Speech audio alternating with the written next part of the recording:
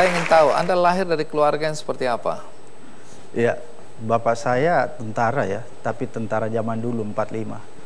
Jadi bapak saya dikuburkan di Taman Makam Pahlawan di Makassar. Ibu saya wanita biasa. Jadi bapak saya meninggal ketika saya masih kecil. Jadi memang saya dibesarkan di dalam keluarga pejuang. Kakek saya pun demikian. Juga mati ditembak oleh Belanda. Jadi saya hidup dalam keluarga pejuang. Nilai-nilai apa yang diwariskan oleh orang tua Anda kepada Anda? Mungkin nilai-nilai kedisiplinan ya. Itu yang pertama. Kemudian kedua, ibu saya itu mendidik saya secara ketat terhadap apa yang boleh kita miliki dan apa yang tidak boleh kita miliki. Jadi ada pesan ibu saya bahwa janganlah sekali-sekali kamu mengambil barang yang bukan milik kamu, walaupun barang itu sama sekali tidak berharga. Itu pesan ibu saya. Baik, ada baiknya kita ikuti dulu perjalanan hidup seorang Abraham Samad. Ini dia liputannya.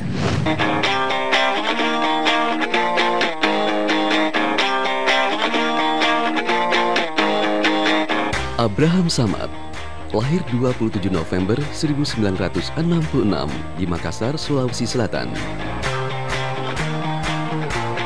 Pria yang memiliki nama kecil Openg ini mengaku sejak kecil dididik untuk selalu jujur oleh sang ibu. Nilai inilah yang kemudian ia tanamkan dalam dirinya hingga dewasa.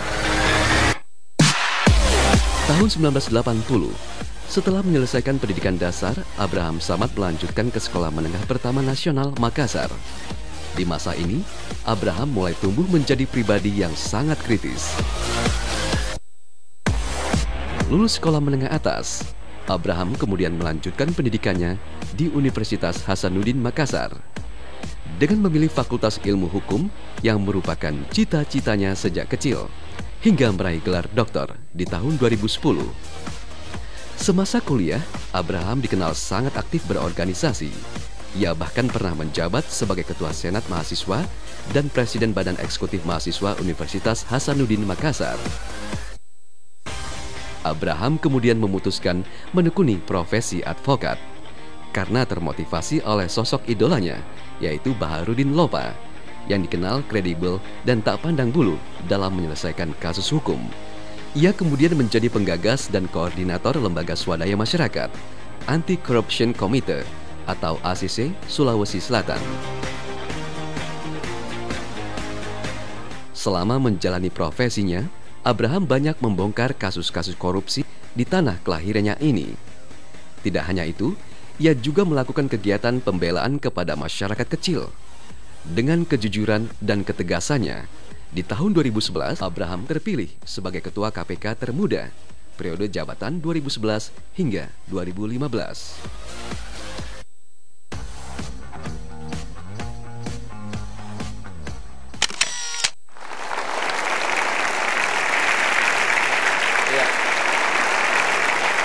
Anda dulu kecil dipanggil Openg. Iya. Kenapa dipanggil Openg?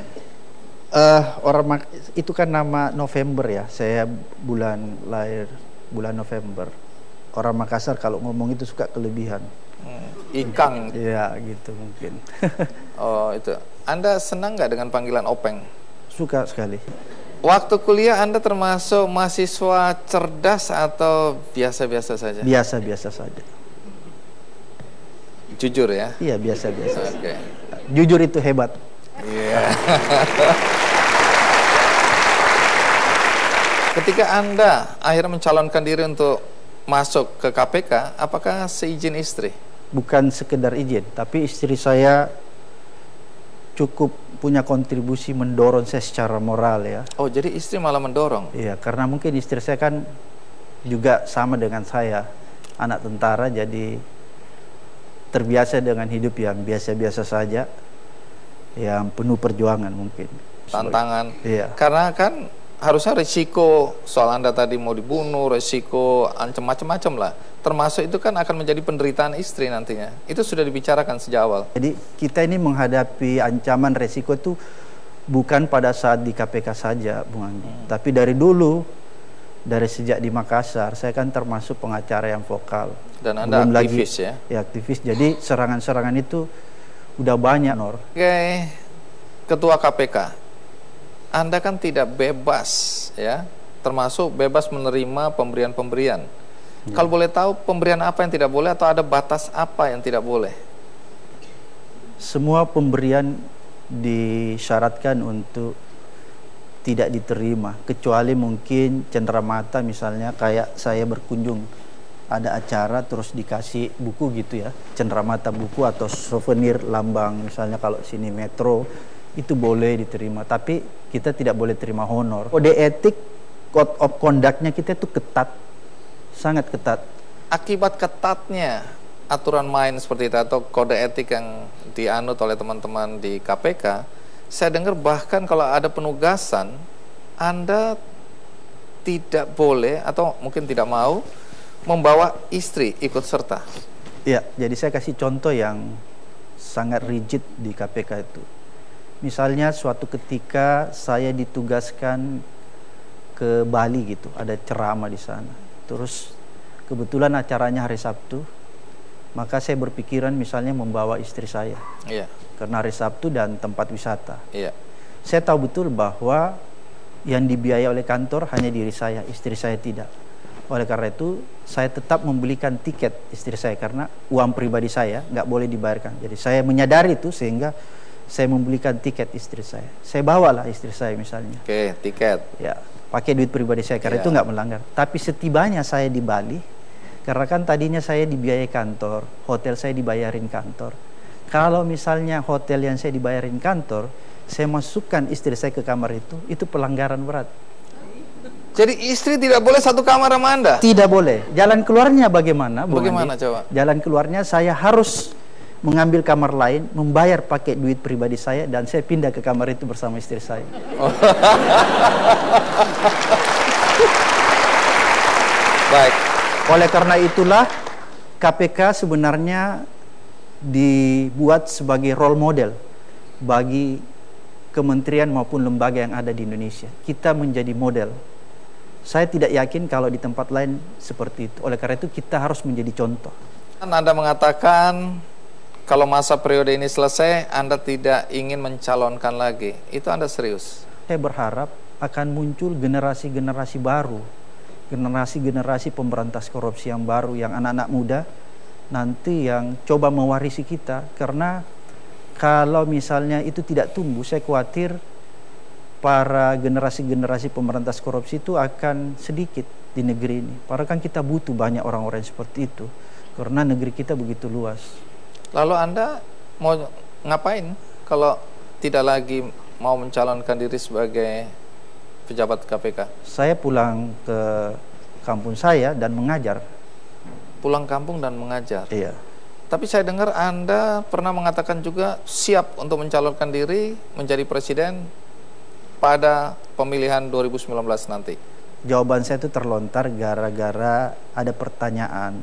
Jadi sebagai guyon, wartawan itu bertanya kepada saya, Pak Abram, apakah Anda bersedia jadi menteri? Saya bilang KPK itu selevel dengan menteri.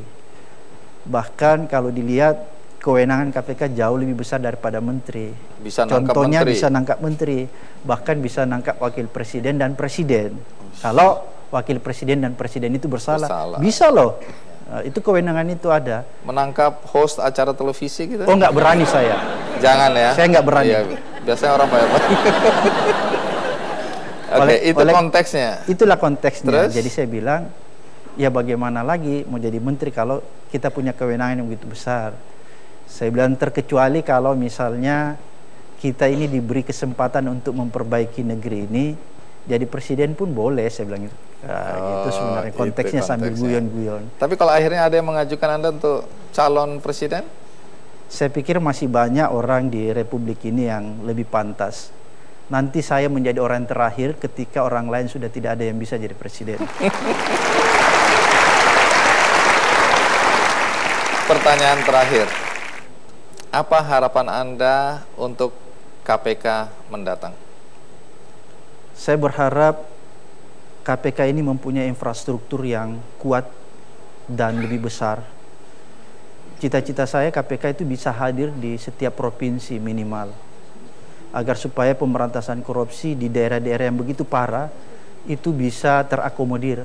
Kedepannya pemerintahan baru yang kita harap dan legislatif yang baru kita harap punya political will, punya goodwill untuk merealisasikan keinginan itu agar supaya pemberantasan korupsi ini bisa terasa. Kalau kita tidak memperbesar KPK, maka pemberantasan korupsinya nanti ada kesan itu cuma berada di pusat, di Jakarta aja, tapi kita tidak bisa menjangkau sampai ke daerah-daerah. Sebenarnya itu cita-cita besar KPK. Kemudian cita-cita yang lain, KPK ini sekarang kan seperti tadi saya katakan lagi mengembangkan sistem pendidikan di anak paling usia dini yang kita sebut PAUD. Kenapa anak usia dini ini kita mulai didik? Kita mulai membentuk, kita ingin membentuk karakter anak didik ini sejak dini yang 2 tahun ini.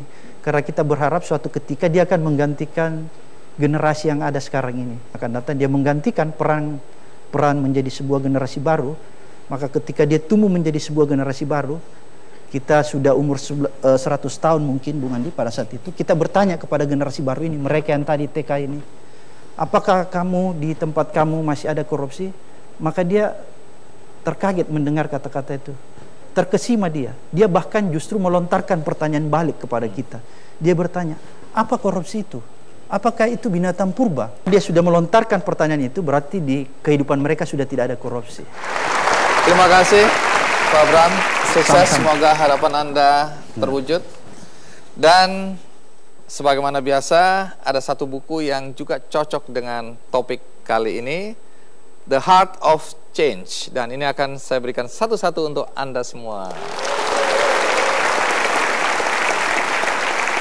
Bagi Anda di rumah, Anda juga punya kesempatan untuk mendapatkan buku ini melalui undian di website kickandy.com. Di akhir acara ini kami punya kenang-kenangan khusus untuk Anda. Mudah-mudahan ini tidak masuk dalam gratifikasi, karena sifatnya tidak bisa dijual belikan lagi. Berupa karikatur, Anda nggak boleh lihat dulu, dan ini boleh dilihat oleh penonton dulu.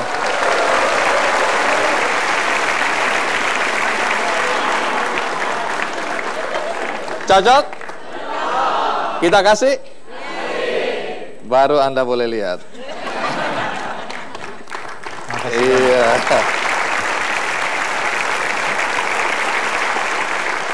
Seorang Abraham berpakaian koboi dengan tulisan KPK menangkap tikus-tikus, tapi masih ada upaya untuk meloloskan tikus-tikus. Itu PR buat Anda. Makasih. Insyaallah.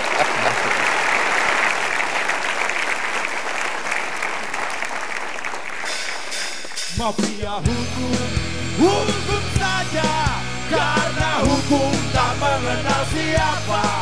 Mafia hukum saja, karena hukum tak mengenal siapa.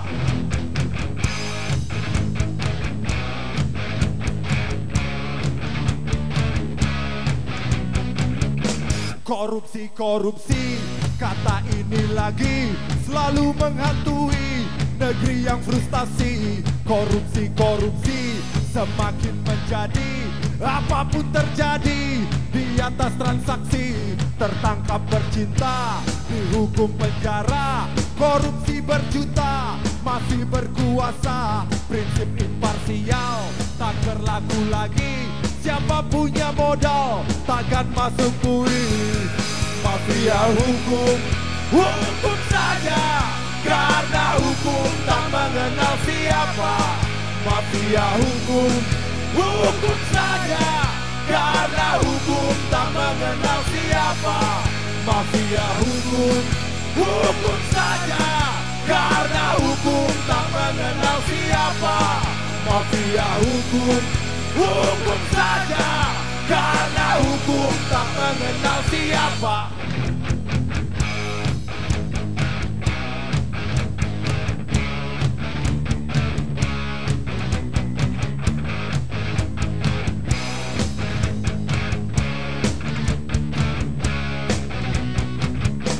Mau lawan mereka, hati-hati saja karena mereka dijaga buaya, buaya-buaya, piaraan mafia, mafia-mafia, isinya pengusaha, pengusaha-pengusaha, kongsi dengan penguasa, walau sudah kaya, masih kurang juga, hukum direkayasa, hanya buat yang kaya, yang jadi korbannya.